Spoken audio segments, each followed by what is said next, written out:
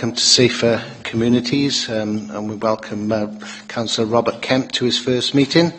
And myself, this is the first time in the chair, so I ask that you be quite gentle with me.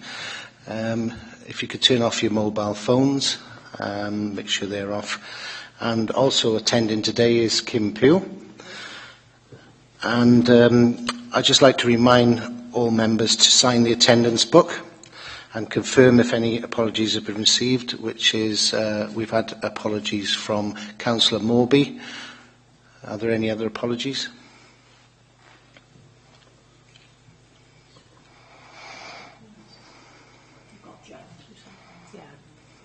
Chair, Councillor Giles Davis is in work this afternoon, he's told me.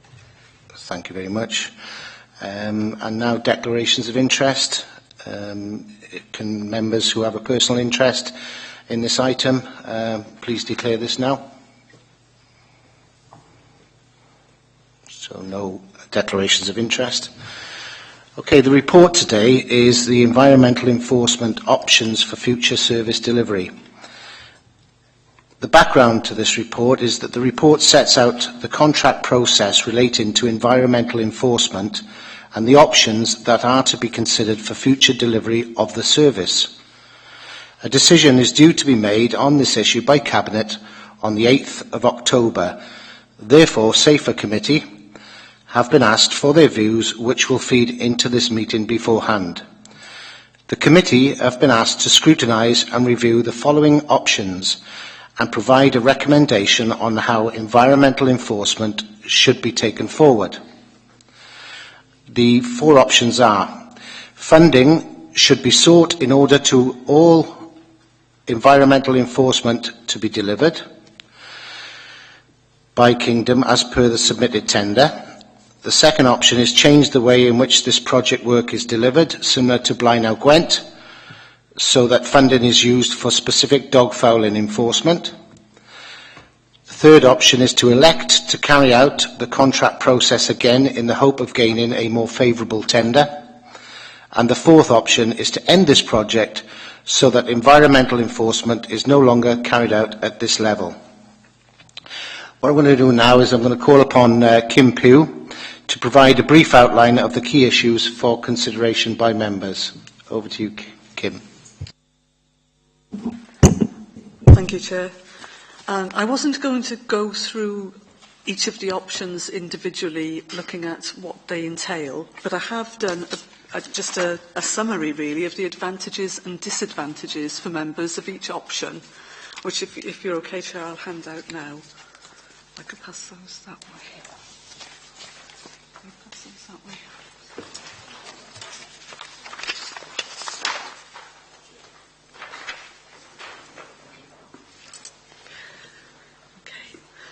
The first option, as you're aware from the report, we had gone out to tender, only one person has come back, and this has changed the nature of the contract as we had been running it for the past year.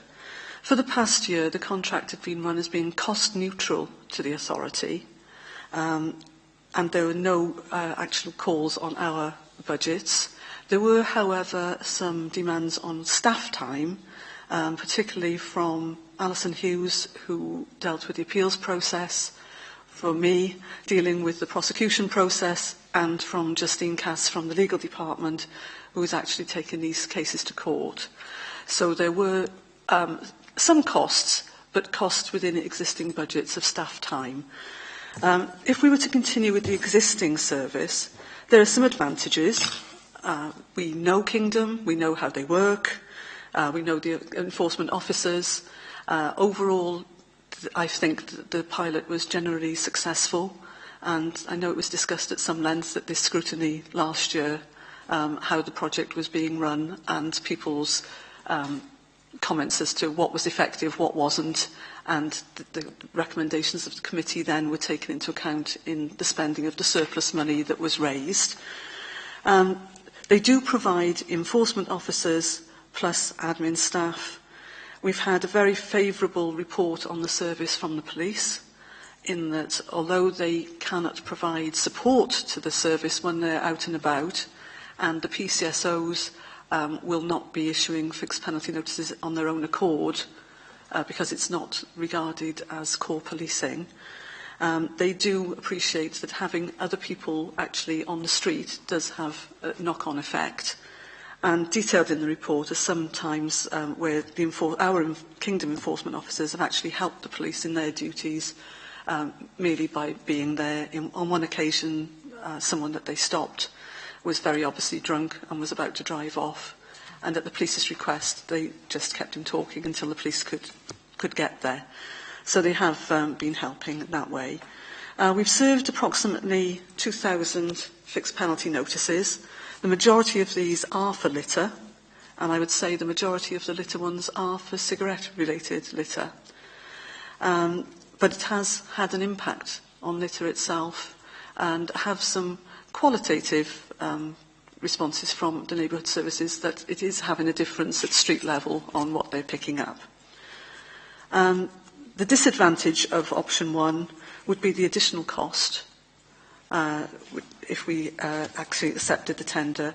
It doesn't sound a huge amount of cost in the whole process of the council budgets, I know, but £10,000 to a section which virtually all our costs are staff costs. We're not a department who has a great capital spend or has a great supplies and services budget. We rely on professional staff to deliver a professional role. So where the additional cost could be found from, if it's from within our budget, it would have to be the reduction of doing something else with the loss of people's jobs who are currently doing that role.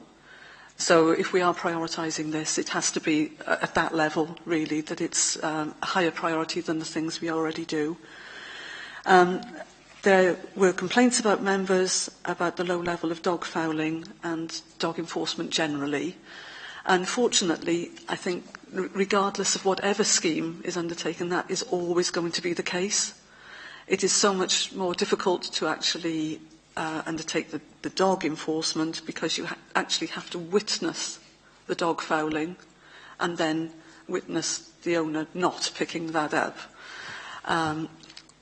Because the officer's working twos, if you see two people, whether they were two members of the public or two enforcement officers, people are going to act differently if they see they're being watched, and people who maybe had no intention of picking up will make every pretence of finding a bag if they think that somebody is watching them. So it is a very difficult thing to enforce. Because of the original pilot was for a cost-neutral service, this also means the focus has to be on litter and the town centres where there's a greater footfall to generate enough income to actually support officer time being used for dog fouling enforcement, for reactive work where members or members of the public have phoned in to say it's a particular problem in my area, can patrols come here? All of those have been done. If someone has rung up and said it's a problem in this area, some patrols have been undertaken in that area. But the income generated from the mass ticketing is what subsidises that. And I think we do have to consider the involvement of our resources in the whole process, because I know when it's first started, it was considerable. It is levelling out a bit now, and we are far enough ahead that things aren't being done last minute.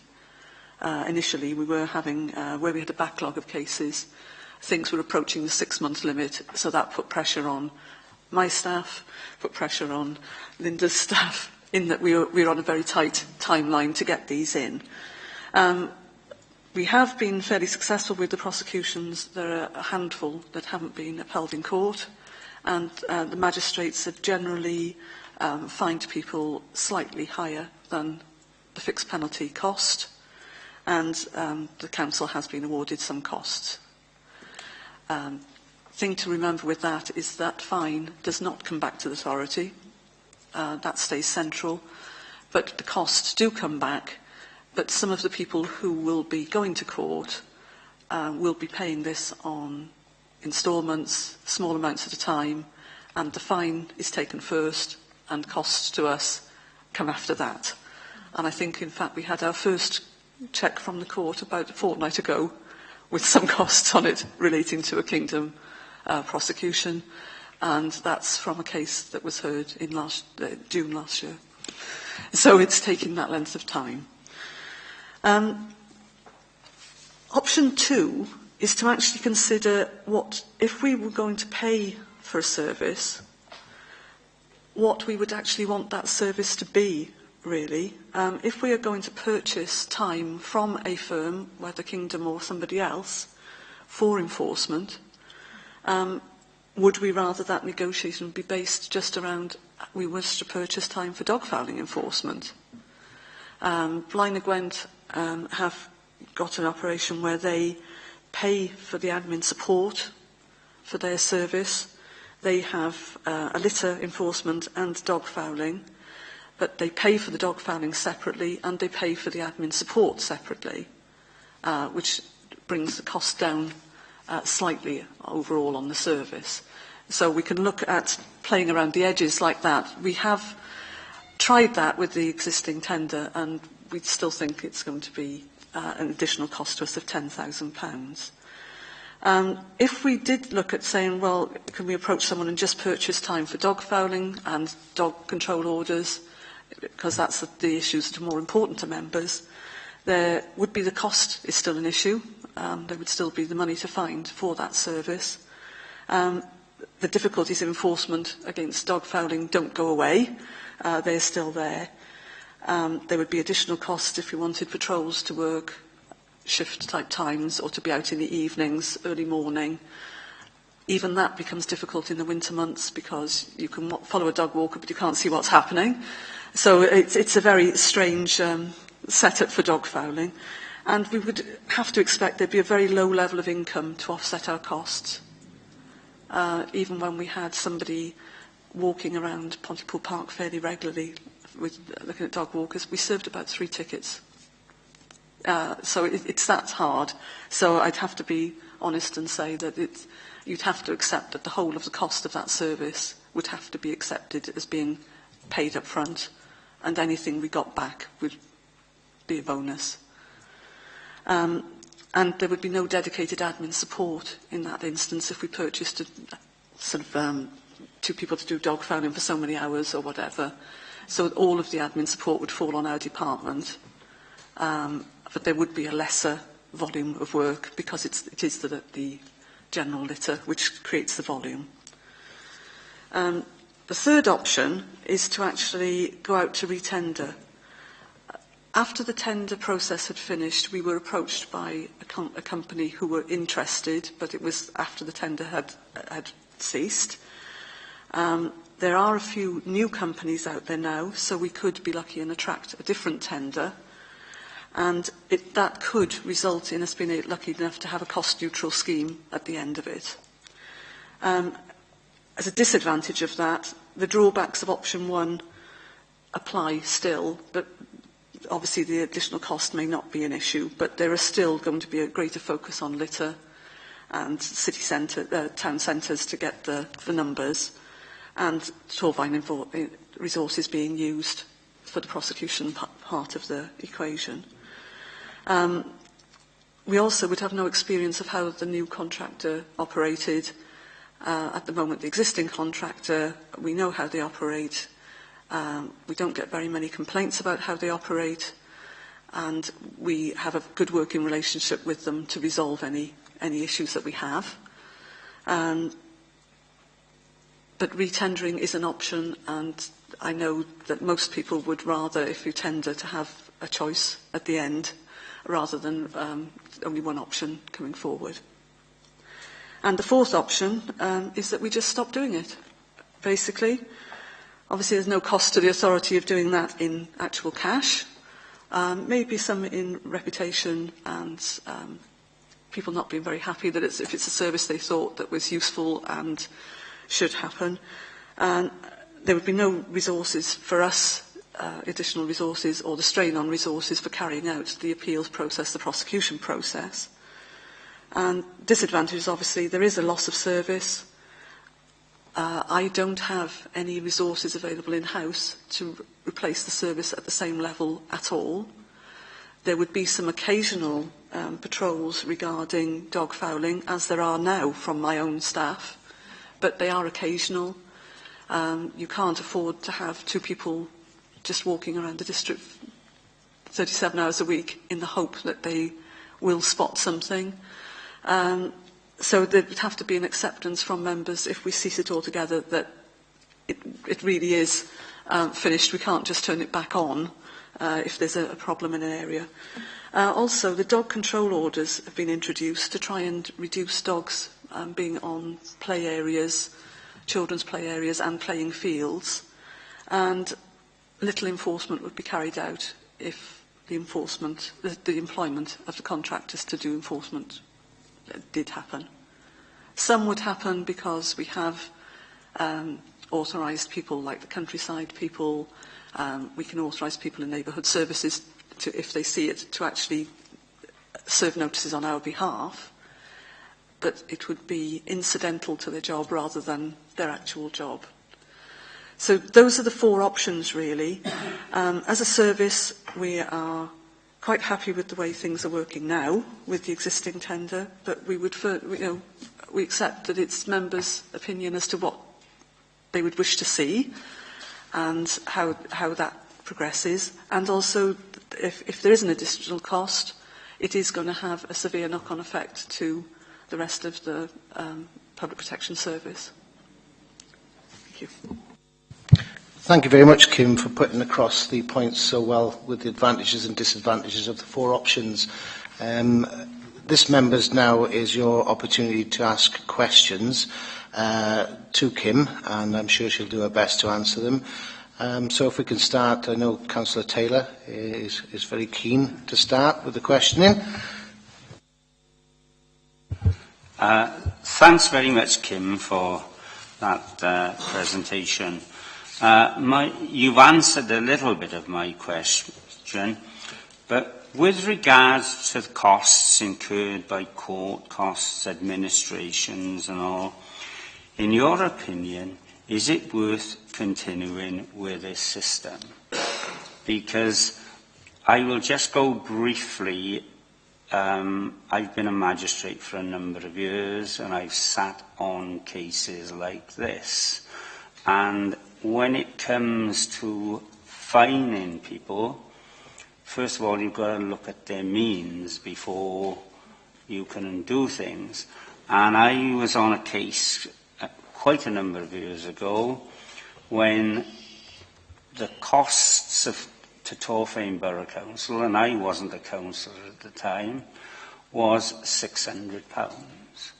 And we couldn't even achieve that. It was down to a minimum of about £60. So when the council cannot even obtain its court costs of, at that time, £600, is it worth continuing with this system? If I explain, the actual costs that we are incurring are staff time. So those costs are time we've already paid for. But the actual cost, really, I suppose, is that that's staff who are putting cases together, going to court, aren't doing other things, is more of an issue. We're not paying out additional money. What we're doing is costing what the staff time is to us as a department. I would say that generally we are getting costs awarded of probably £100 per case. It's for members to decide whether they think that's an appropriate level. It's my time is taken in doing these, Alison Hughes' time, because she does the initial appeals, Justine's time in legal, and I think we've all got other things we could be doing, but it's whether, priorities-wise, you would rather the time continue to be spent on this. It is not actually costing us money in the pocket, because if it was, we would have already had to come back and say, we need to revisit this because we can't afford that.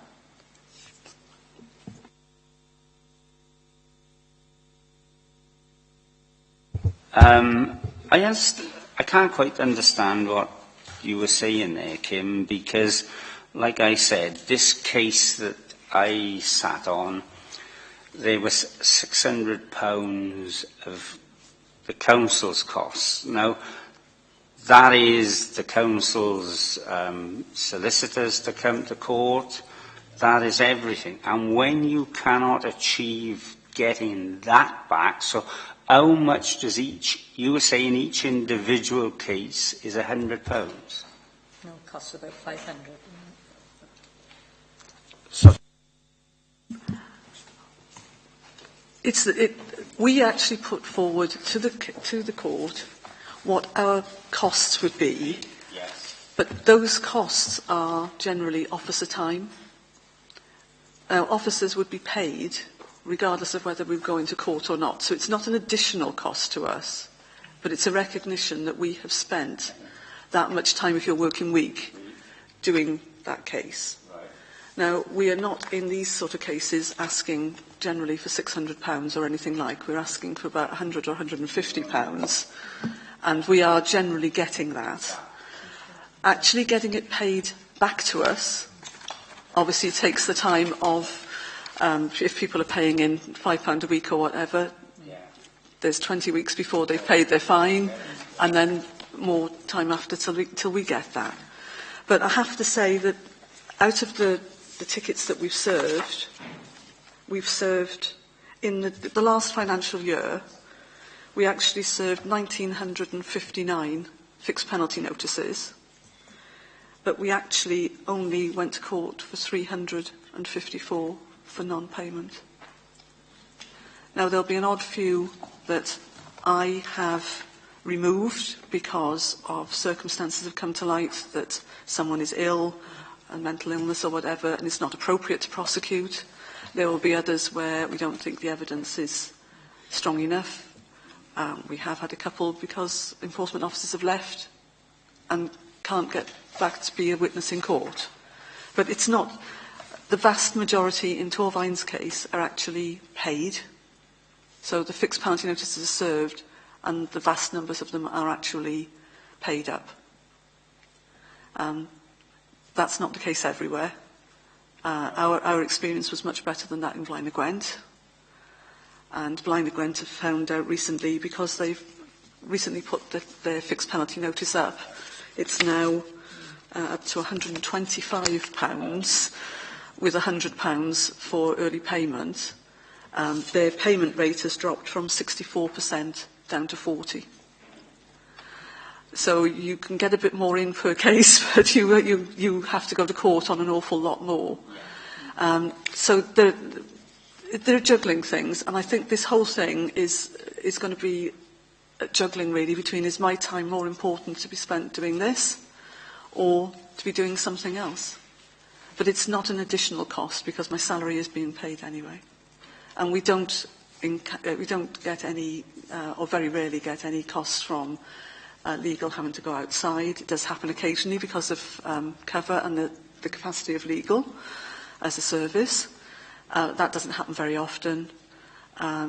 We do have to occasionally pay for a witness to come in who's left the employment of Kingdom or whatever. But it's small amounts. The majority of them is just staff time.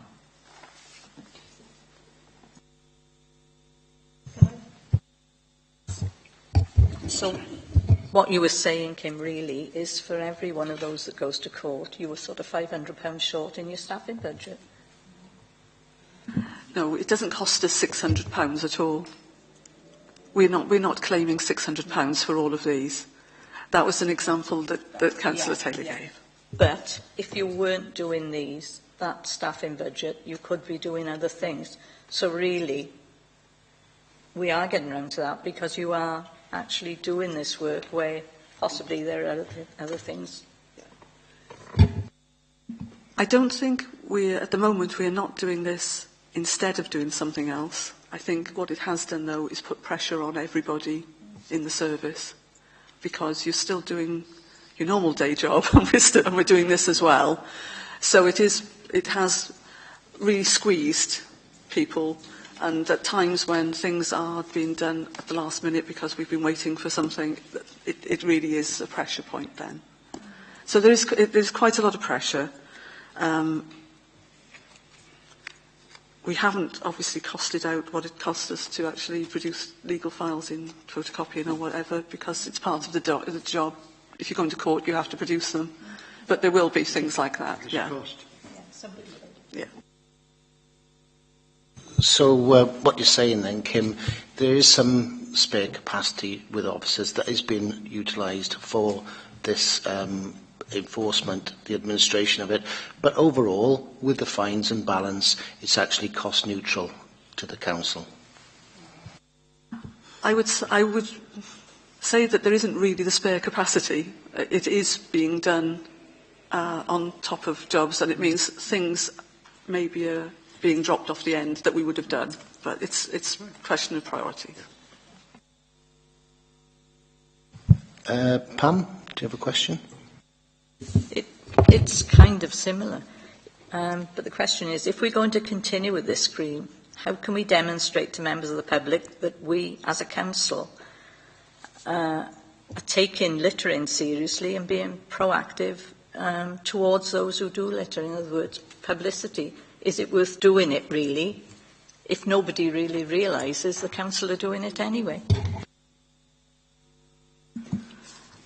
I think that people do realise the council are doing it, particularly the litter. There's been a lot of chat on Twitter and Facebook and things like that about incidents that we have then, as a council, responded to. And we have tried to put it into Torvine Talks on several occasions. It's been in there at least twice.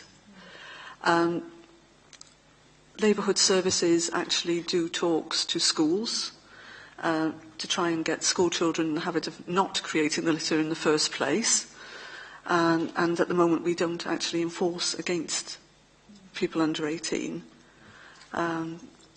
Whereas I know there have been some suggestions that maybe we should start doing that, and there is a report prepared if we're going ahead to actually look at 16 to 18-year-olds being brought into that.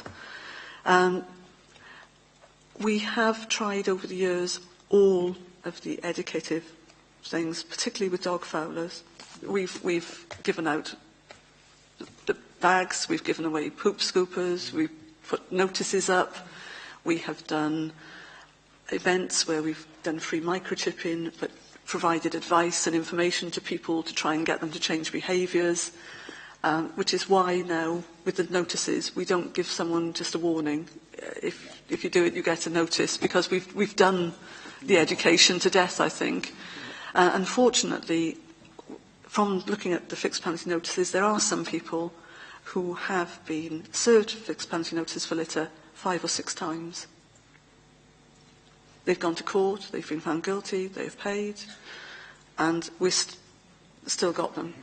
So some people are very well aware of what it entails, but it hasn't changed their behaviour at all. And I think to change anyone's behaviour is a long-term thing, and I don't know how we would demonstrate that, really, other than by seeing the same amount of enforcement and less tickets being served. But Can I just ask, you've almost answered it there by your last sentence. Is there anything that you think could be done that hasn't been taken up? Well, we have tried to take advantage of any event where we can give the message out. You know, we've had people there. We've gone to smaller ward-based events. I went to one at Councillor Cross's invitation. Ended up judging people's drawings and colourings and things like that. It was very nice. But we did get quite a lot of people coming up to see why we were there, what was on the stand. But again, I've got a finite number of staff, and if that number of staff goes down, our capacity to do that will diminish as well. But at the moment, we are trying to get the message out there as often as we can, and with the most appropriate people for the audience that you'd have. You know, so if it's if we think it's going to be a lot of dog walkers, we have used our dog wardens. We have offered free microchipping at the same time, so that it's a bit of a bonus, and you can, while they're being microchipped, the dogs are being microchipped, you can actually talk to that dog owner and get the message across. But if you're talking to people, everybody is a responsible dog owner, and it's somebody else who doesn't pick up. So it's a bit difficult to know whether you're getting the message across or not.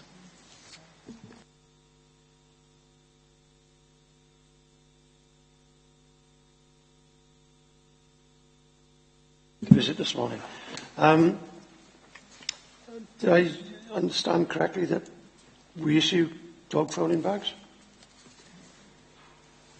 Sorry. We don't issue them routinely, but we do, as a department, purchase them and give them out at events as a bit of a prompt to people to act correctly. And we have, on occasion, because there are some poop scoop things available with longer handles and all like that, we have at events where there are more elderly people, ask them to try those, see if those are helpful. So we have. The reason for my question is that we purchase our own in Blaenhaven for distributed from the Heritage Centre, and we have to pay for those. So I'm just wondering, is there a route that we can get them through Torfaen cheaper? I don't think my budget would stretch to providing them for the whole of Torfaen all year round, but if it was for an event in Blaenhaven, we would probably come along, put a stand up, and give them out. What I'm saying is, if we wanted to purchase them through your purchase. I'm certainly look and see if ours is cheaper, because if it is, I would think it's the same suppliers, but we could, yeah, I'll certainly check. I know the event you're talking about in Cwmbran, and they did ask this year, and they were told no longer bags being issued. So I don't know. The event didn't take place in the end, but that's the answer. We obviously can only give them out if we've got the cash to buy them, and if the event's the wrong time of year, we may not have the budget. So it is a finite pot. But we do try to do it in that I feel that if you give someone, here's a few dog food bags, they may think about it a bit more, and at least for a week, they've got bags, and they may get into the habit of using them. Question from Councillor Taylor.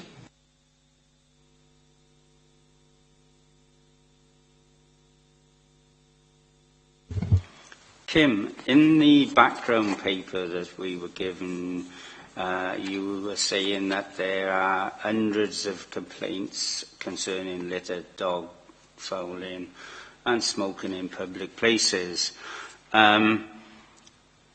Myself as a councillor, the number of people that come to me and complain about the states of the litter on the roads, there's got to be far more, the public are concerned about this. It is a major issue, and I think not just in Torfaen but throughout the country. Litter is a big thing and it must be stopped.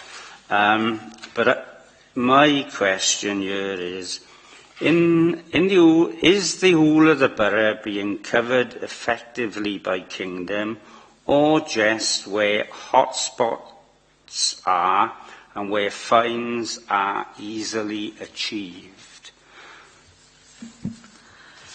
There is certainly a greater focus. There's certainly a greater focus on the town centres, because that's what has to happen for it to be cost neutral. But every single complaint that has come in has been then resulted in a patrol in that area. And I did provide for members a breakdown of where tickets were dished out, and I think that you can see from there that there are gaps in some areas. There are, I know in Blaenhaven there were none in the first return. In the second one there were some. It's a case of whether they're there or not. They do walk through estates. They do, while they're driving through estates, one is driving, the other one is keeping their eye out for anything going on.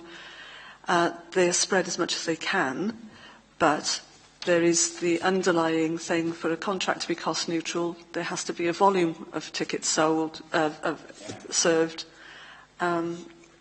We can't alter that and still be a cost-neutral service, really. It then comes down to, do we wish to purchase time, in which case we can then say exactly where we want it. But you have to be aware that quite a large amount of money doesn't buy a huge amount of time for officers when there are 2 officers going out, and you've got costs of transport and things like that going on as well. Can I say, Kim, I don't know whether you were referring to the town centre in Cwmbran, but that is a private enterprise, isn't it? And, you know, whether the council should be going around there doing this. When you also talk about other areas, we have our partners, Bronavon. You know, where are they in all this issue regarding litter? Because I can say to you, and this is another example, I went to a block of flats in my area where litter, food, knives and forks have been thrown out of the top, and it was there for weekends, right? Now, there was glass there where young parents with children had to walk through it, and when I contacted Bronavon, are they going to deal with their litter? They didn't have an answer to it. And it's no good calling the council, but where are our partners and all being dealt with all of this, and could they be brought into it, all of this to help this litter situation? The issue you're describing there is more the picking up of litter, and they certainly can all be involved in picking up of litter. They can't be involved in the enforcement of someone dropping litter, because you have to be an authorised officer of the council or working on the council's behalf to do that. And I would suggest that all of those other agencies, the same as us, haven't got staff who they can train up to just walk around the streets to actually witness people dropping litter. When my officers actually see someone dropping litter, they don't actually do the collecting, clean it up. They are there purely for the enforcement, and that's what we're talking about in here. It's the enforcement of litter. Now, we do quite a lot of work with Bronavon on fly tipping and problems on estates with bins being put out too soon and things like that. We do work as a joint arrangement then with neighbourhood services, ourselves, sometimes the police and Bronavon, to actually knock on doors, give people information, check what they're doing, and Bronavon do pay for a clean-up of the area as part of that scheme. So that happens in that instance. But litter enforcement requires an enforcement officer to actually witness it, which is a bit different. The other thing that you brought up was that we're doing it on private land. Yeah. If land is open to the public without them paying, then it's classed as being just land for the purposes of this legislation. So if I had to pay to go into an event, we've had to pay, even if it's 5p at the door, we've had to pay to go in, then we wouldn't enforce the provisions of this legislation on that occasion in that event, because it's a private event. Cwmbran Town Centre is open to anyone to walk through. You don't get charged for it. And I would argue that us affecting people, if we can change people's behaviours, that they weren't dropping litter, it does actually impact on the view of people have of Cwmbran as a whole, of Torfaen as a whole. So it does help with the impression people have of Torfaen, even though I fully accept we are on private land. It is with their permission. They're quite happy with what we're doing. But it's the difference between collecting and picking up litter and disposing of it and enforcing. They have no powers to enforce.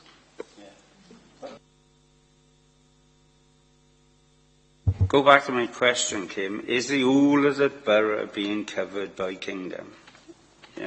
Because I've heard of them only once being in Abersycon around the car parks. You know, to be effective again, these officers got to be seen everywhere in the borough. And I know there's not enough officers, but, you know, are they around in the evenings or is it just days? Because I've got to be honest, I've never seen any one of them. And I'm sorry to have to say that. Perhaps I haven't been in the right places at the right time. But this is what I get off my people in my constituency. Where are they? We don't see them. You've got this. The borough is, you know, have employed these companies. We don't see them. They are not effective out there. Every complaint that has come to us about an area where there's a problem with litter or with dog fouling, the Kingdom guys have gone there. Every one. They are logged in our system. Any complaint which is brought to us, they go there. Now, again, there are 2 of them, so they're going to be spread quite thinly. And we have served some notices in Abersycon, and we have dealt with some things in Abersycon around the car park and particularly the recycling area. But I don't want to get into the nitty-gritties of each area. There has got to be an acceptance that a lot of it's going to be around Pontypool Town Centre, a lot of it's going to be around Cwmbran Town Centre for the numbers. They could walk around some estates probably for most of the day and not see anybody dropping any litter. And that's not a cost-effective way of using their time, and it's also of no benefit to anybody if people aren't dropping litter there. But they do go to everywhere we've had a complaint about. And they do work other than 9 to 5, particularly to fit in the dog fouling patrols, because they realise that you're going to get more people walking around the Boating Lake or things like that on a Saturday maybe than in the week. And they've worked till 7 in the evenings during the summer months on some days. They were working Saturday morning last weekend. So we are trying to vary them so that people aren't thinking, I can do what I like on the weekend because there's nobody around. Are you happy with that, Barry? Yeah. Okay. Councillor Parish, would you like to come in? Thank you, Chairman. Kim has answered what I was thinking to ask, but I will ask in case she'd like to add something to it. Is it helpful for elected members to get in touch with you when we think we've got an area, you know, that's bad, you know, a lot of litter? And how soon could you get the team there, you know, to try and catch people? It is helpful. Anything really which is intelligence-led and is saying there is a problem here, we would rather go and look at that area than just be wandering around anyway. So it's very helpful if members can identify areas, or if members know there is a particular problem with dog walking in that particular area at that particular time, we will arrange for them to be there at that time. So the more that you can, the more detail you can give us, the better, because you can actually help to direct it. We do try and get them there within the week. Occasionally it may spill into a second week, particularly if it's going to be to work up until 7 or whatever, because they would have their shifts planned for 1 week already. Other things, if their area is particularly bad but there was no one there, they will go back. They make a bit of a judgment really, and if it does look like there is a problem, they'll go back.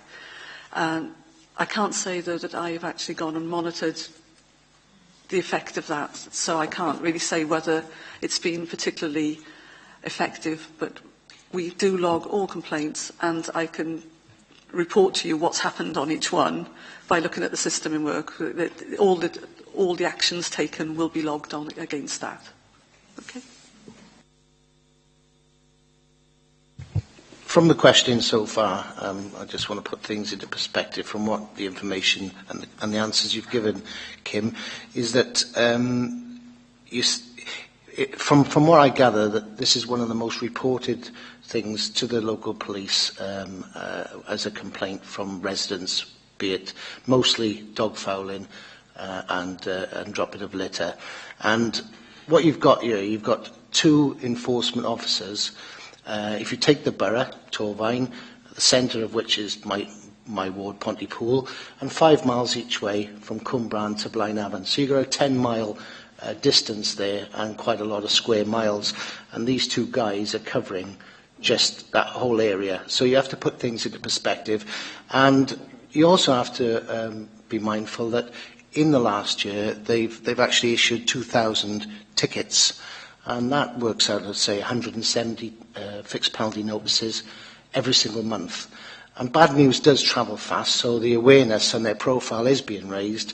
I'm sure they don't keep it to themselves. They moan over their beer in the pub, but they've been caught. I've had 2 residents trying to call me to complain that they've been caught. They didn't have much sympathy, but if they're talking to me, they're talking to a lot of people. So I think as far as these 2 guys are concerned, covering this large area, I think most people probably have a perception that there's more, which is good. It raises their profile and the message is getting across. So I just wanted to sort of put that point across at this stage of the question from members. And now I believe, Alan, you'd like to come in? Just briefly, Kim, is it possible to get an updated version of the summonses, if you like, the fixed penalty? Because you did send it several months ago. Is it possible to do a ward-based for the members? Well, for all members? Did you want a ward-based one of the fixed penalty notices served? But, you know, just as so I've said before. Yes, so we're all aware of what's happening in each area. Yeah, certainly. We would look to be doing one at the end of September. That's great. So I'll certainly make sure that comes out. Thank you, Kim. Norma, would you like to come in? Yeah, thank you, Chair. In 5.8 in the report, you state that an option exists to consider a business delivery option similar to that used by Blaenau Gwent, where dog fouling enforcement is paid for separately. Why haven't we considered this before, and do you think this would be effective? I think that it could be more focused in that it would only be dog fouling, but in the report it's clear that if we're talking about £10,000, that's only 275 hours. So we're talking of less than 10 weeks of 2 people walking around. And it's not going to be offset, as I've said in the disadvantages, it's not going to be offset to any extent by the fixed penalty being paid and coming to the council. In that time, if they manage to serve 10 notices and they all paid up, that's £750. It's not going to buy any ongoing. If it was if you started that off and it was then going to finance itself, it would be okay. But again, the cost of £10,000 for us, I come back to my first point, it's money that we haven't got sitting there, and we'd have to make choices really if we're carrying on to do any of this, whether what we drop instead, because it's people's jobs as well, and how we pay for it, because we're down to that, really. But if we were going to pay any additional money, I would say that then members could seriously consider whether they thought that was more focused on what members wanted from the scheme than the having to serve a volume of penalty notices and dog fouling being part of the package rather than the whole thing. So that may be better.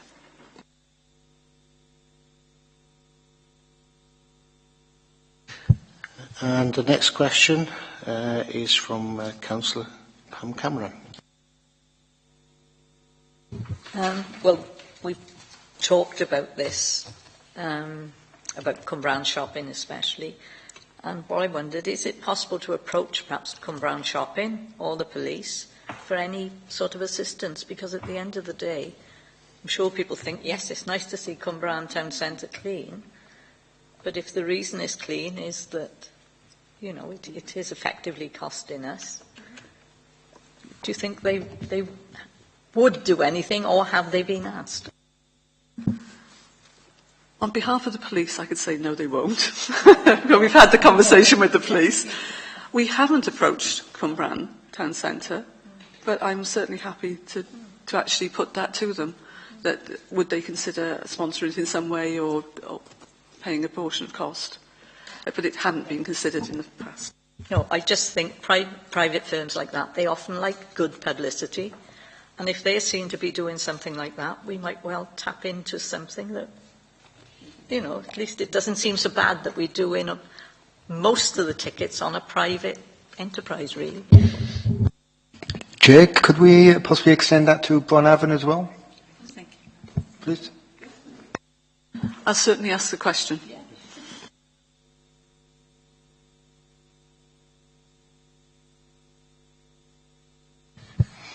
Yes, some good points being made here.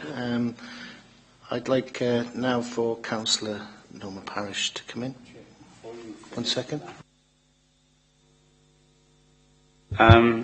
Kim, regarding our work with our partners, the police, are we aware of how many fixed penalties or fines the police issue within the Torfaen area where people throw litter out from their cars?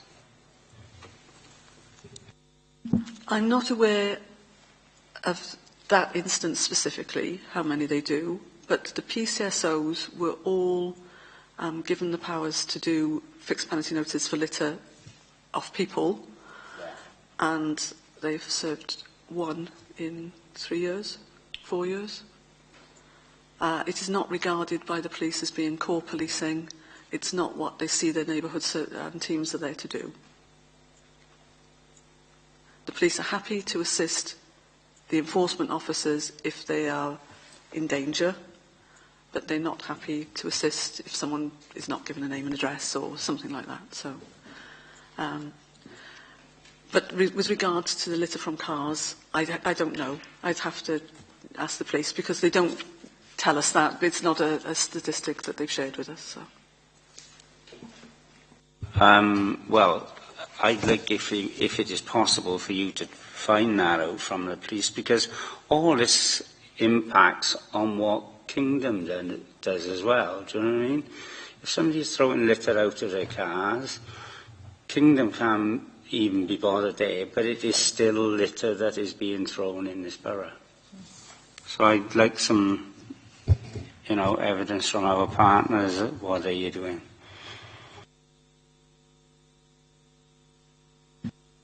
Fine, I'll certainly contact the police. I really have no idea what level of enforcement they've carried out in that area. So. Thank you, Kim. And Councillor Parish. Thank you, Chairman. What are the consequences, Kim, for the council if we do pull out of the scheme? Well, difficult to say what result would be litter-wise, whether people would just revert to how they acted before. I think some people haven't changed their behaviour at all, so they're going to carry on anyway. With regard to the overall scheme of it, I think that it is something which is important to members of the public, and there would have to be an acceptance that we haven't internally got the capacity to replace what Kingdom are doing. So there wouldn't be any focused enforcement officers walking around. My guys, if they saw something when they were out, would take action. But they're focusing on other things normally. It wouldn't be part of their job. As a main portion of it, it would be incidental to, I'm going to Pontypool to look at an unfit house, and I saw someone drop litter. I took their details. Similarly, the smoking enforcement, which is carried out as well, that's happened in the main because people have seen maybe a taxi driver smoking on their way to work, and they've come into work and said, oh, by the way, this has happened, and we've served notice on them. We haven't got the staff to have people actually walking the streets looking for offences. So there would be a big drop-off in service. My main concern with that would be around the dog control orders and dog fouling. We introduced the dog control orders to try and protect play areas and playing fields. And if we have no staff to enforce it, we may as well have not had them. But the new powers coming in now, as well, under the antisocial behaviour powers that are coming in, I think it's Antisocial Behaviour Police and Crime Act or something like that it's called, coming in on the 1st of October, actually do introduce powers there as well, which my officers would be enforcing. So there would be some enforcement around dog control, about the nuisance type things, but it wouldn't be at the level of this, anything like it. Okay.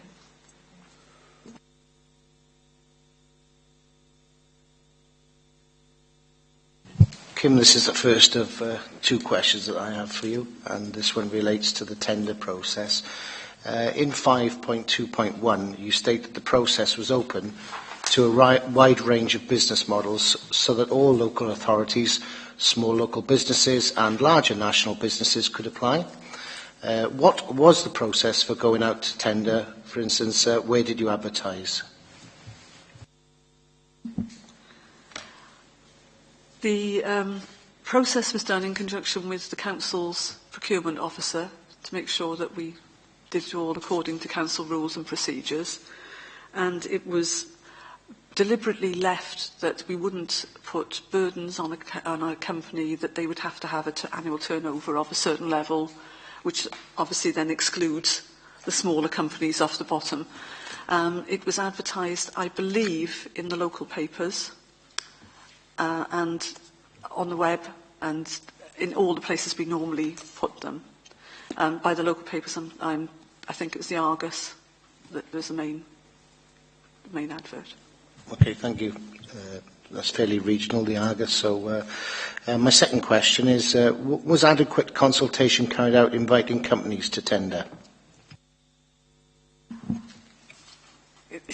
It's difficult to know, really, actually. I would say maybe the fact we only had one, maybe not. But there weren't many companies in this field, which was why when we originally had X4 doing it, and X4 got into difficulties and were taken over by Kingdom, X4 were the only people providing that around local authorities at the time. Now Kingdom have come in and a few other firms have come in. So there may be the opportunity now, and I did say that a firm has approached us since the tender had finished, that they've now come into that market. I think people are seeing that it is, where it's a very resource-intensive piece of work, that it is difficult for councils with the cuts to spend that much of their resources doing it. But if you can deliver it as a cost-neutral thing, it's a real bonus for everybody. And a few more firms have come into the picture. Whether they would work out in the end, they're all new firms, it's difficult to know. But it's whether it's worth looking again to see if we end up at least with a choice between what's available to us to take it forward. Okay, thank you. Next question from Councillor Cameron. It's following on, really, from the Chair's question. Do you feel that there was adequate time given for companies to express an interest? Because we understand it was done, the process went through March and April 2014.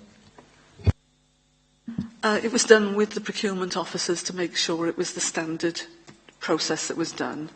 I know that longer time is left for some because there are larger, more complicated contracts. This is seen as being a fairly small scale contract, and it was done within the timescales that he suggested. So. I just add, well, yeah, I can understand it might have been small scale in terms of cost, whatever, but bearing in mind how important we seem to think it is and the public perceive it as important, do you feel in that way that it was really given enough, status then, if you like?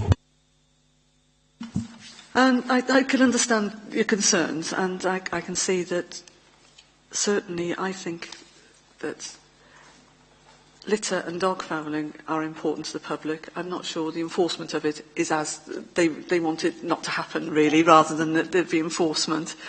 But if you're suggesting that we should have maybe done 2 months rather than the 6 weeks I think that we did, I'm happy to take that forward should we retender, and we take that into account at that stage. Chair, I think that is self-evident because after the tendering period closed, if you like, more tenders or businesses has come forward to state that they are interested. So the possibility of, if it could be extended, I think that would benefit all. If I could explain, the new company that came forward several months after the tender had ended. It wasn't within weeks. It's a new company that started up, but it was at some delay. But I do take on board what you're saying, and certainly we'd look at extending the period to get as many responses in as we could if we retendered. Councillor Taylor?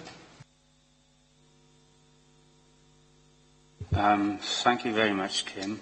4.5 in the document that we've got.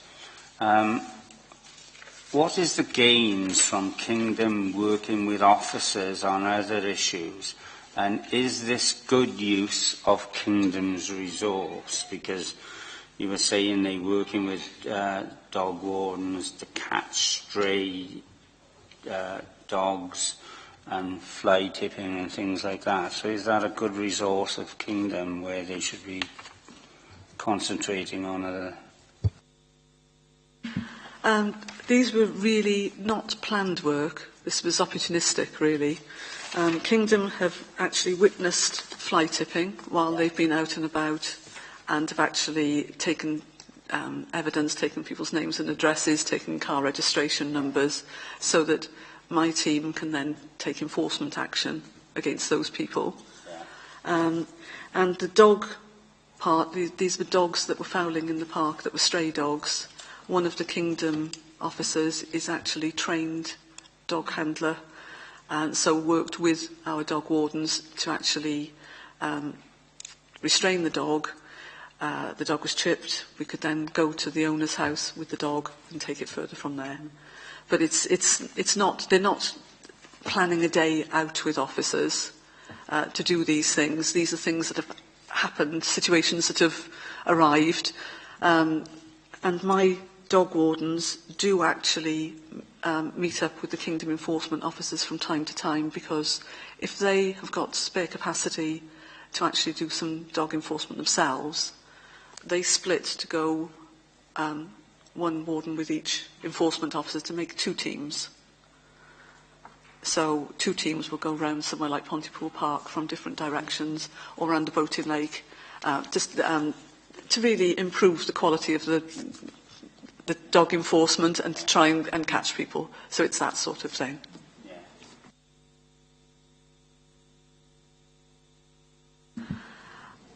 I would be upset if we didn't use them in that way, if a situation arises in front of them that they can actually assist us. I would expect them to assist. We're not talking about this being hours or whatever. It's half hour maybe of their time, but it's actually removed, in one instance, 3 dogs that were actually shut in the children's playground at Pontypool Active Living Centre.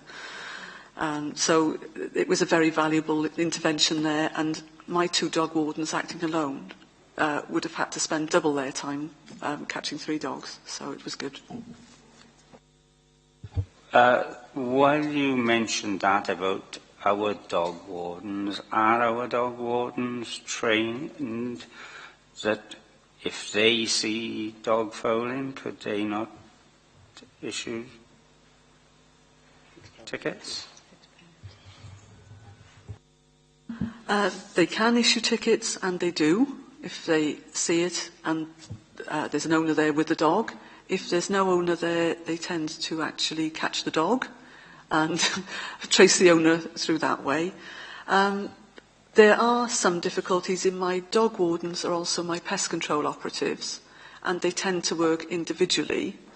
So they do dog control things after they've finished their pest control calls for the day. So it's not, again, they are not devoting 100% of their time to doing it. It may be an afternoon one week, it may be they've done some work at schools on walk-to-school routes on other days, things like that. But it's as and when we can fit it in rather than planned. So have we any evidence on whether our dog wardens have issued tickets and whether people have been prosecuted? So, because they are, you just brought this to my attention, they are out there, so what evidence have we got that they are doing some form of work to help control the situation as well as Kingdom?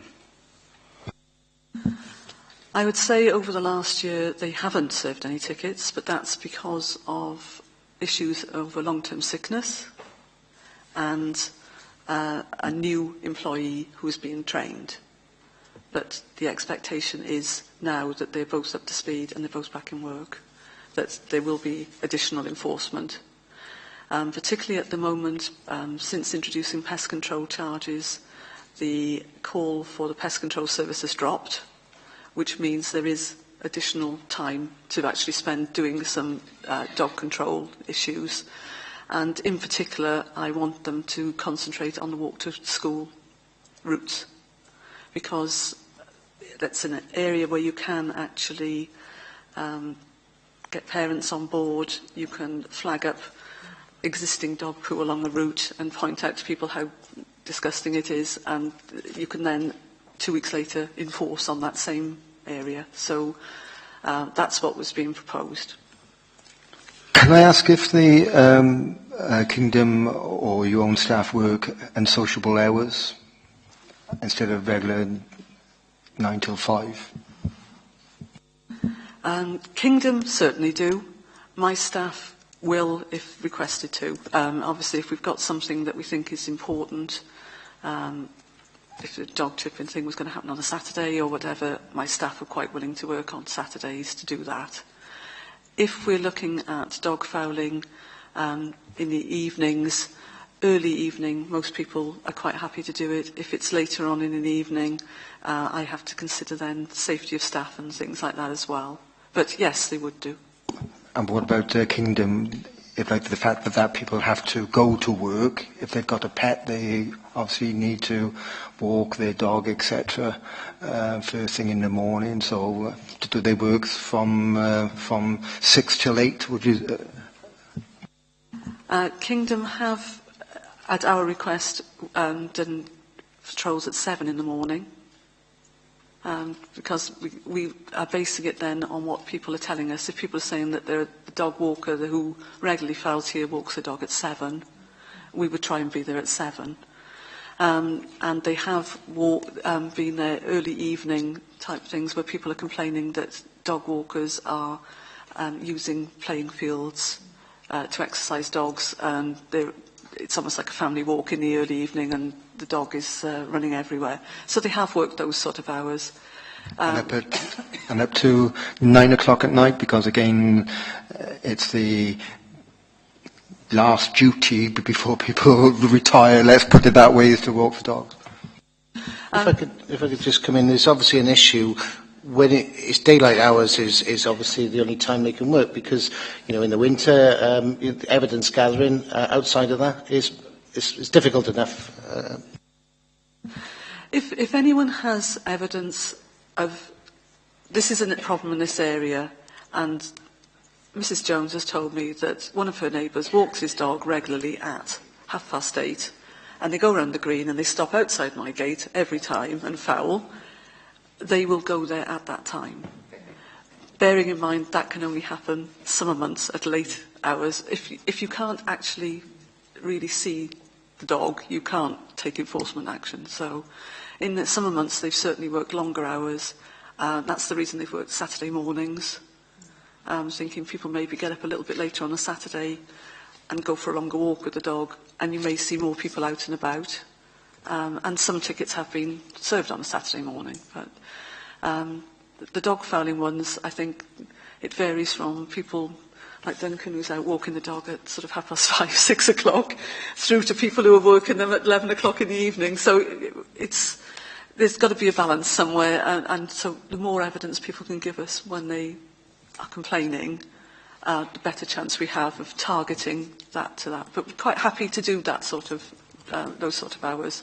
It's not that much more costly to pay for out-of-hours work. And if it's more effective, it's a big plus for me to do a couple of evenings and actually get the message out there that we're out and about late at night is a good message, really. Councillor Parish.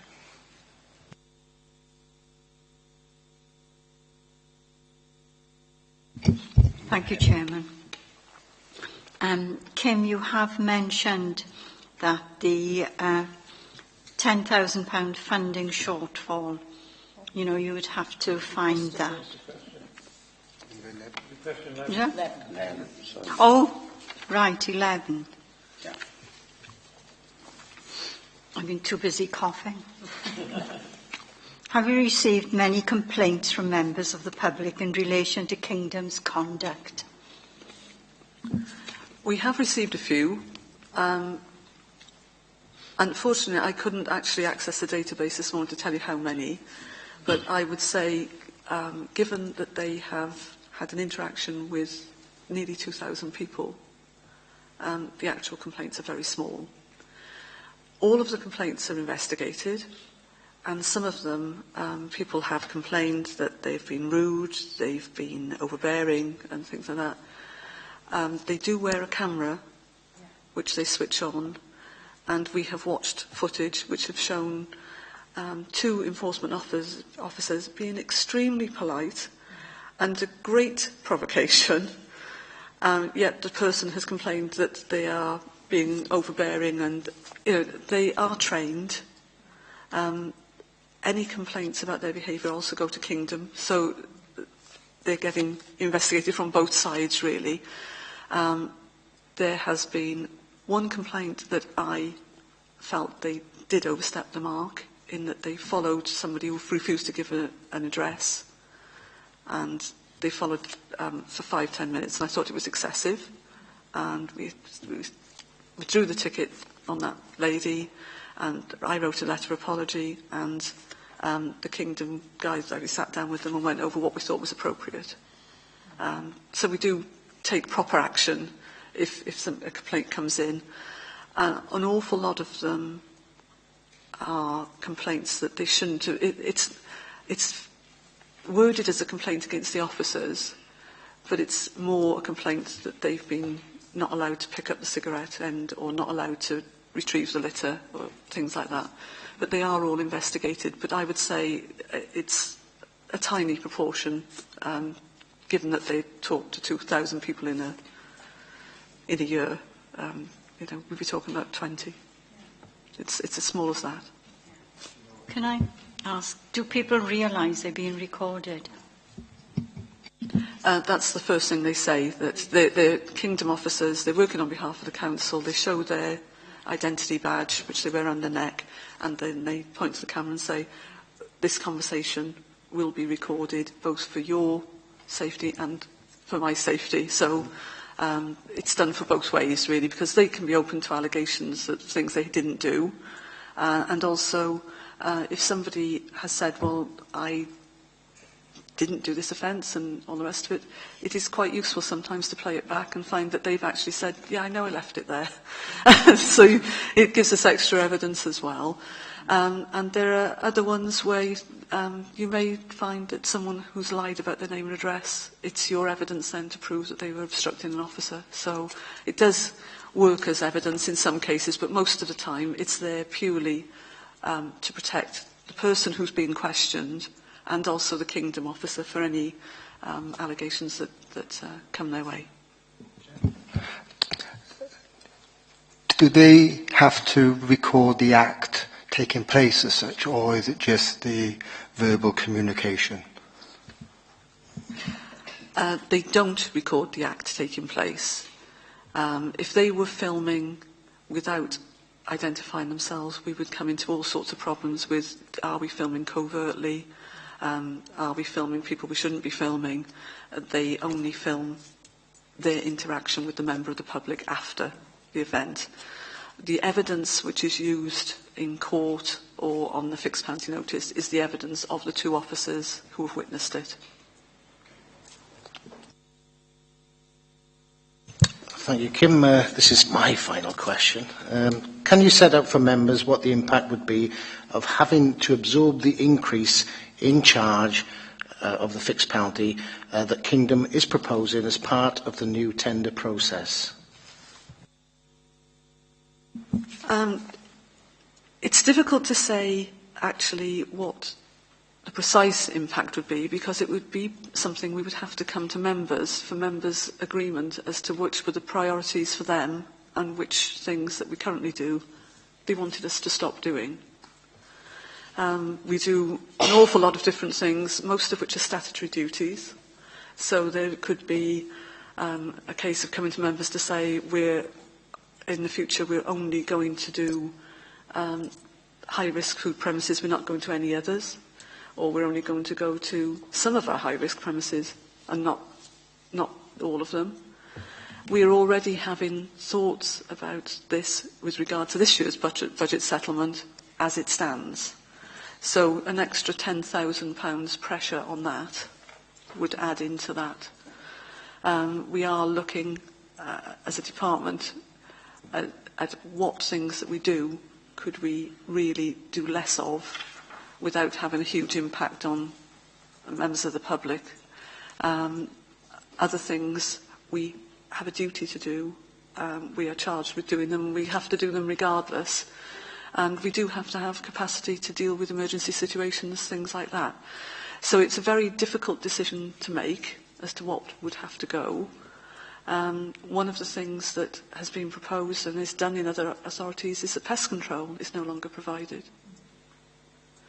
Because we don't statutorily have to provide a pest control service, but we do have to be aware of if there are pests in the area and make other people take action then to deal with them.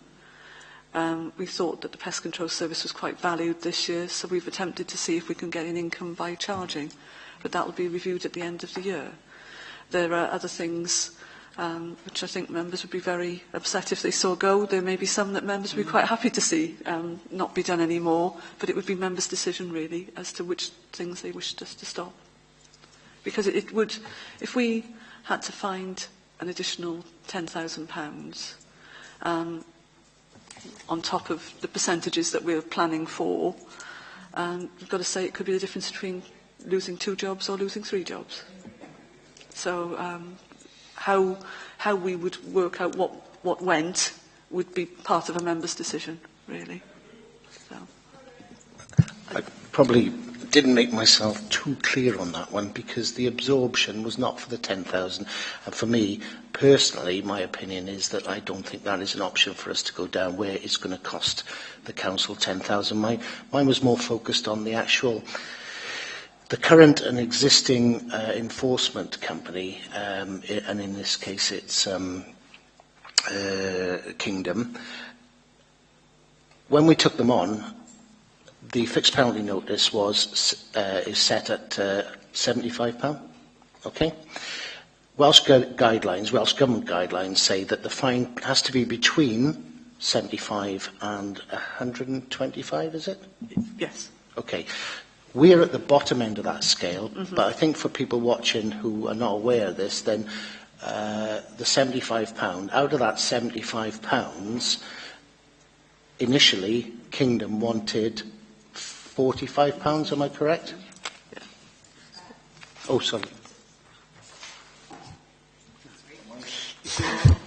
Sorry, Chair, not to interrupt you, but just in relation to awareness about the possibility of another tendering exercise. So perhaps if you could be very general in your costings, bearing that in mind. Okay. Thank you, Linda. I'm more mindful now. I do appreciate. Okay, how can I reword this? Basically,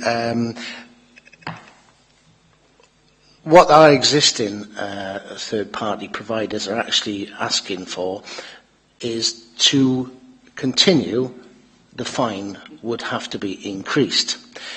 But I'd like you to explain for members that there is, even though our parameters are between A and B, you go over a certain limit that you'll find in the public, and it will have a reverse effect. In other words, at the moment you've issued 2,000 fines, 2,000 FPNs in a year, of which 30% or whatever have failed to pay.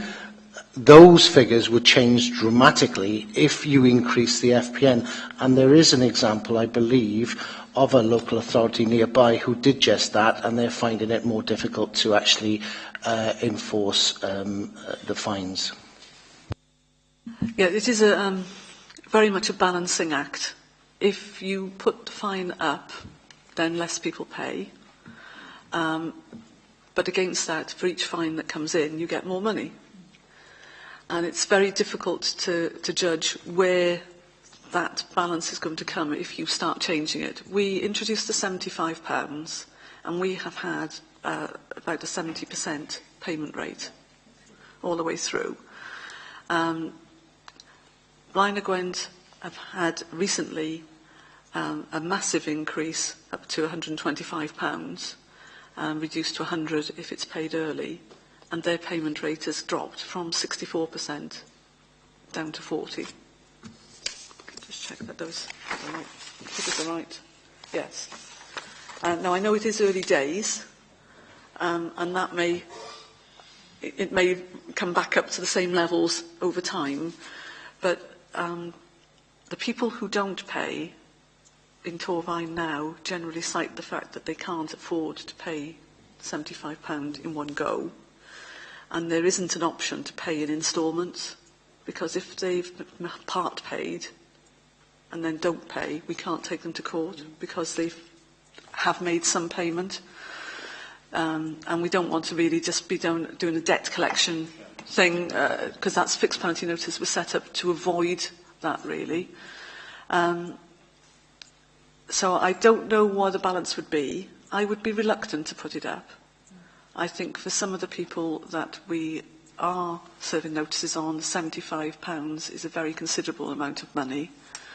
If, as well, we are considering including 16 to 18-year-olds in that enforcement, I think that there would be a greater proportion then of 16 to 18-year-olds not paying if it was a higher sum, because parents were paying on their behalf. And then we're not looking at, I hasten to add, we're not looking at taking 16 to 18-year-olds to court. We're looking at restorative justice means of dealing with those. But I think that if I was told I had to put the notice up, we would live with it and see how it went. But my gut feeling is it would be counterproductive. I think that we are lucky we have a 70% payment rate now, which is higher than our neighbouring authorities. And if it went up any further, we would see it drop as well. Thank you, Kim. It really is important, because that question and answer that you've given quite clearly, it's quite pivotal to why we're actually here now, because if we were happy going along under the initial contract, we would be cost neutral. And we are tied now because we either raise the FPN and go into that situation, which is unknown, uncharted territory, whereby our rate of fine payments is impacted, or we look at the choices we've got now. And so really, that isn't an option that we stay as we are, because that is no longer an option. And that's why we have to actually make these considerations today. But thanks very much. If I could add to that as well, the less people who pay, the more prosecutions we have to take, and that does then put a strain on us all again, on manpower. And I would say we're coping with the current levels. Whether we could cope if that changed as dramatically as Blaenau Gwent's have would be questionable. Just one thing on the fines. If you did have to increment and try, you could always reverse back, but you would look at probably increments of what, say, for example, £5 at the very most? I think if we were going to look to put it up, we'd look to put it up by a chunk, but with a reduction for early payment to see if that would encourage more people to pay promptly. But even the reduction being slightly higher than the £75 we are now. Okay. As far as our partners, housing associations and things like that, do you think that they should be contributing towards some help towards Kingdom because, you know, litter is everywhere and not just, you know, around the town centres and things like this. So what do you think that our partners should be helping to contribute to reduce litter in this borough? I've already committed to contacting the social landlords and Cumbrand Shopping and all of those, and I certainly will do. With regard to litter enforcement, they can very rightly say it's not their function. Picking up litter is a different thing, and we will work closely with them, as we have been already on fixed penalty, on fly tipping and things like that. And we regularly work with them over what goes out on bin days, where people put their bins, what inappropriate things they put in bins, and we would certainly continue that. But I don't know really that they have a real impact on litter enforcement, other than whether they would consider paying something towards the cost, which I'm going to ask them anyway. Yeah. And our final question is from Councillor Parish.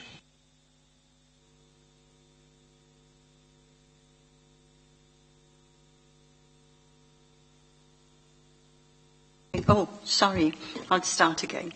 If we were to continue with Kingdom, and you've said, you know, the £10,000 funding shortfall, you know, you'd have to find it from your budget. Because of the impact on your budget, do you think it would be worth continuing with the project? I would say that if we have to find that money from our budget, I would have to make other choices.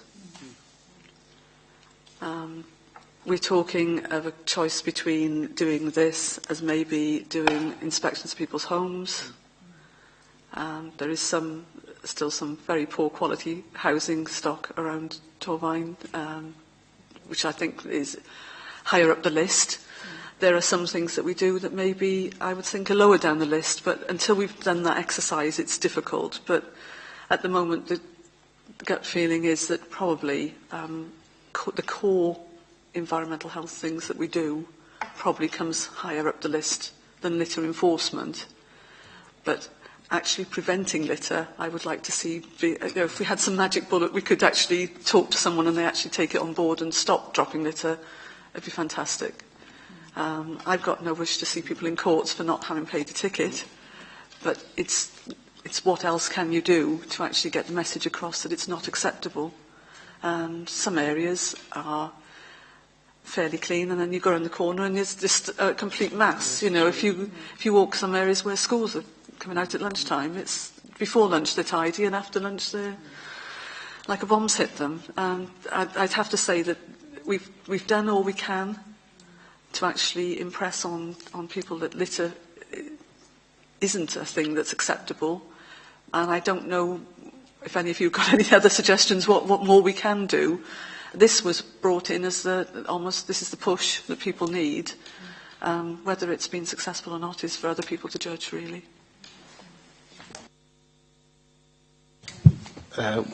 One question from... It's all down to education at the end of the day. How often do you visit the schools in the borough? It's not my team that visit the schools, it's neighbourhood services visit the schools, and they do it on a programme of visits, and it's with the agreement of the head teachers. So I'm sorry, I don't know how frequently they go, but they talk about litter and recycling and a package of things about waste, really.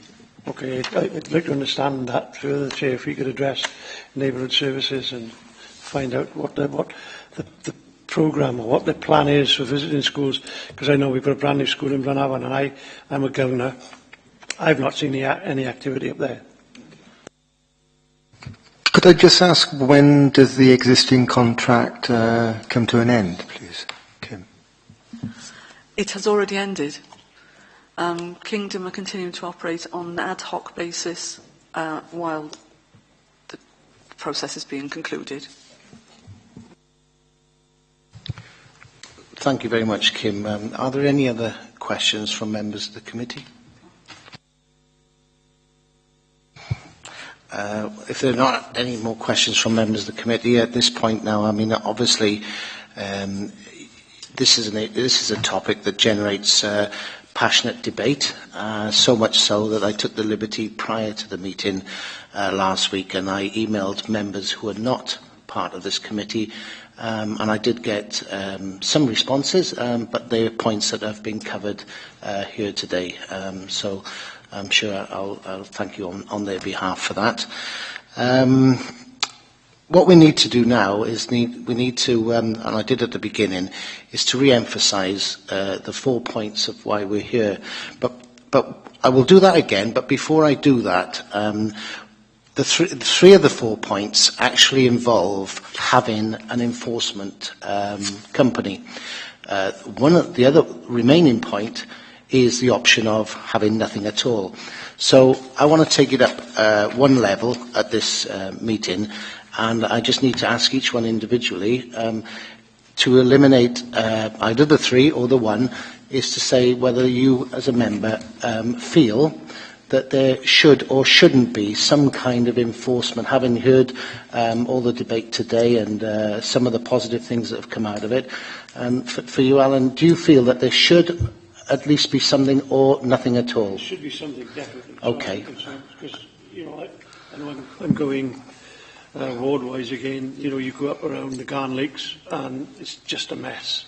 Litter, dog fouling, everything. So as far as I'm concerned, we should strengthen it. Okay, because the 3 options that will remain, one is cost neutral-ish, one is a certain amount of cost, and the other one is a considerable cost. So by saying that you think that there should be something, those are the 3 options that we'll look at after. And for yourself there, Pam? Well, I just don't think the option is to just give up. We've just got to do something. It's decision as to how best we can do it and best value. Thank you, Pam. I mean, I'll come in and interject now. Rather than wait for everybody and think, oh, the chairman's waiting, for me, my position is exactly the same. I feel that there has to be something. And for you, Barry? Definitely, there's got to be some form of enforcement to stop litter in this borough. And for you, Norma? Yeah.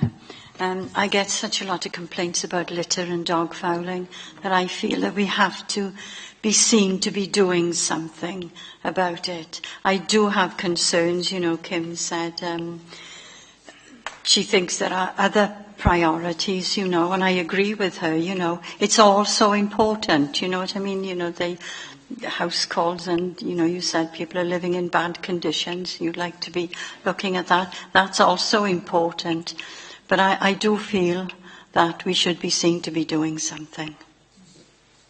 Thank you for that, Norma. And for the final member of the committee? Yeah, it's enforcement, and it needs to be built on to what its current level is.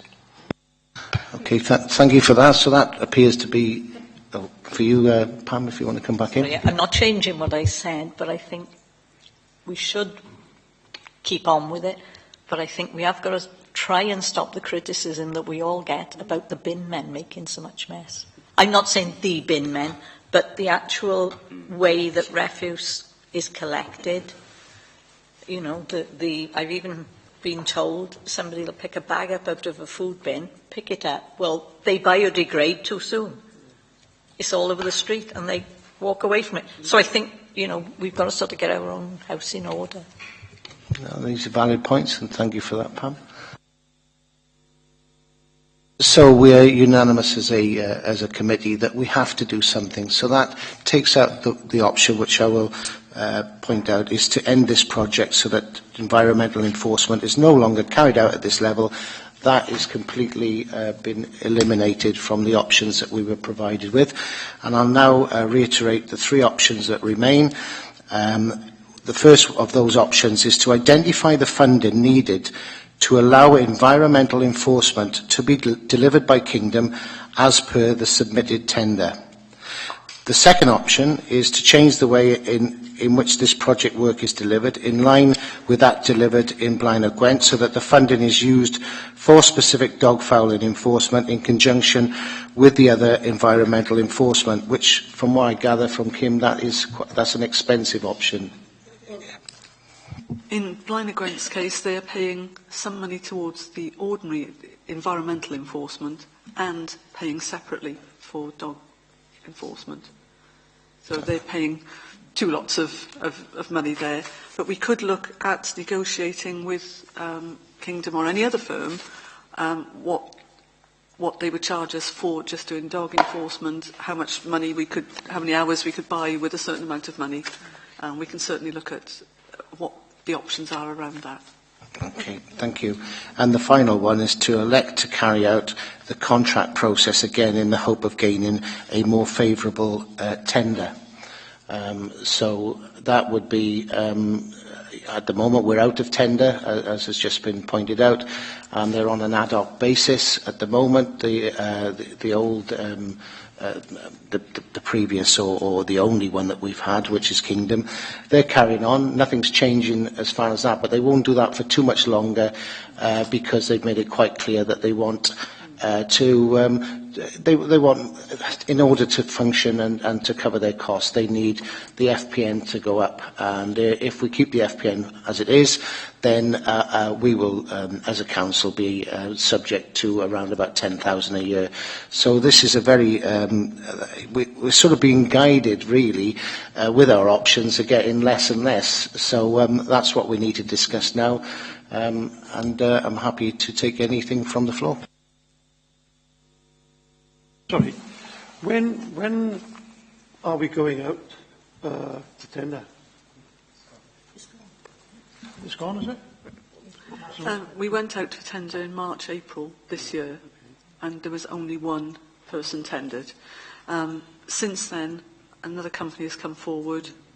There's been other approaches made, and it's whether that would prove fruitful if we went out to tender again.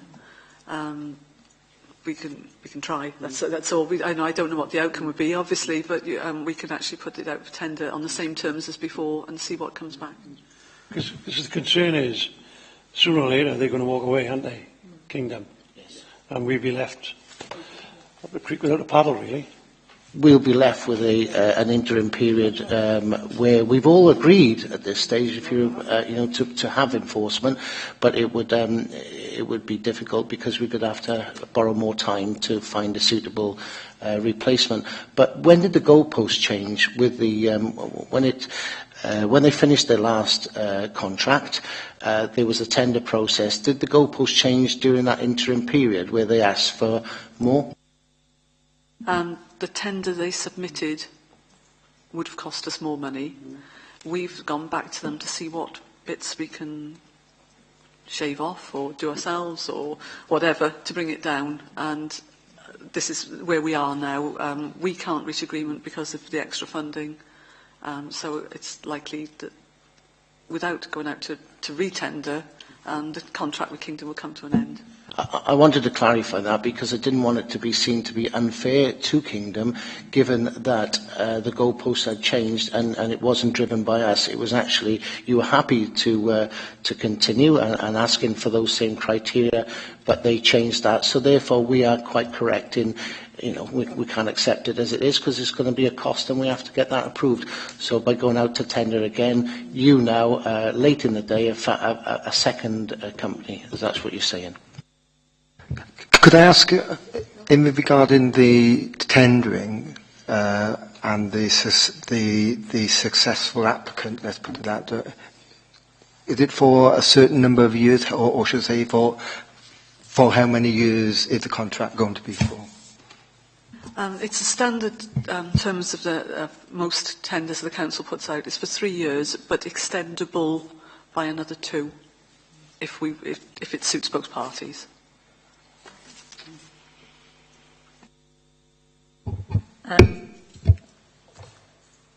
Would it be a good idea to perhaps go out to tender again, but add in that possibility of doing something, like you said, about, do you think it would be a good idea to single out dogfowling as part of it? I think we have to be clear that if we want a company to do dogfowling as part of it, they need to be aware of that, because obviously it doesn't generate as much income for them. And if you're looking at a cost-neutral scheme, that's got major implications. If we're looking to go out to a company and just say, how much would you charge us to do it, there is still a cost there, because we would be buying a service. You have to say that dog fouling enforcement is never going to generate enough in fixed penalty notices. It's just, it doesn't happen. So we would be the first council in the country ever to generate enough through that.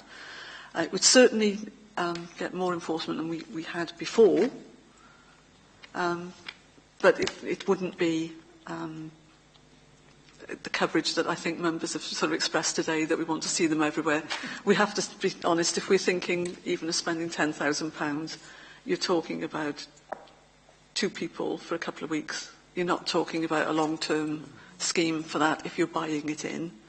If you're relying on it being as part of a litter scheme, which is then going to subsidise part of it, again, it comes back to what the cost of the ticket is and what proportion we maintain of that. And if putting it too high, we lose people paying. We're back into that whole balance again if we're going down the whole route like that. Said then you think it's best left as it is, and okay, we're not entirely happy, but we're doing the best we can in the circumstances, perhaps. I think that the option we had last year was probably the best, in that we did generate some additional income and we put all of that income towards dog fouling enforcement. And I think that's the best working option, really. But to generate that income now has now got a step harder, really, because the proportion kept is less. That situation only arises if we have to stay with the existing provider. There may be a chance, and be it a chance, that more may come in and would be happy to function under that ideal scenario. Is it possible to investigate other areas in Wales, other councils, to see what they pay for this, and see if you can get any contacts from those councils? Within the councils around here, Kingdom have virtual monopoly at the moment. It's a fairly new thing to do. Blaenau Gwent were the first ones who did it with X4, and we followed on. Some councils have already dropped out when X4 went through difficulties before they were taken over. There are some councils who do it in-house. They've got teams, but they are relying on people who maybe are their street cleaning teams also becoming an enforcement team. That does give some difficulties in that the enforcement work is a very different skill set.